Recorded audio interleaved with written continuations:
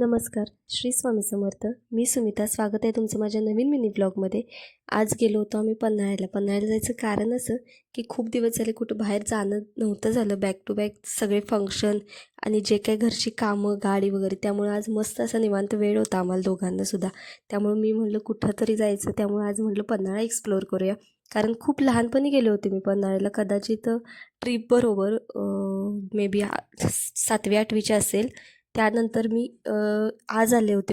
त्यानंतर आज गेले होते मी इतक्या वर्षांनी.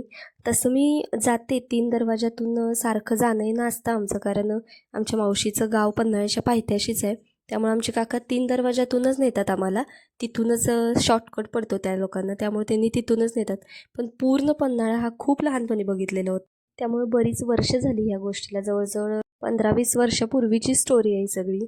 आणि आम्ही सहलीमधून आलेलो होतो, त्यामुळं सगळं काही दाखवणं झालं नसेल आणि लहान होतं त्यामुळे इतकं काही समजत नव्हतं. पण आत्ता त्यांनी मला सगळी स्टोरी सांगितली. खरंच खूप सुंदर आहे. ती महाराजांच्या काळातली धान्याची कोठारं वगैरे खूप प्रशस्त होती. सगळा पन्हाळगड फिरून झाल्यानंतर छान असा आंबा एन्जॉय केला आणि तिथे एक छान असं फोटोशूटसाठी लोकेशन होतं. तिथं गेलो होतो आम्ही. पण तिथे ॲक्च्युली ऑलरेडी कपलचं एका प्री वेडिंगचं शूट चालू होतं. त्यामुळं तिथं मस्तपैकी असं नुसतं एक व्ह्यू घेतला आणि म्हटलं आपण एक तबक उद्यान बघायला जाऊया. तबक उद्यानसुद्धा खूप सुंदर आहे. इतका गारवा आहे ना तिथं, खरंच खूप खूप खूप भारी वाटत होतं. खरं सांगायचं झालं तर मला चढायला आणि उतरायला खरंच खूप त्रास झाला. पण बाकीचं सगळं खूप छान होतं.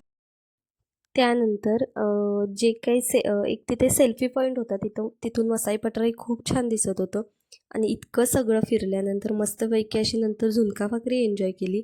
आणि आम्ही इथून पुढं कुठं गेलो हे तुम्हाला नक्की पुढच्या ब्लॉगमध्ये कळेल.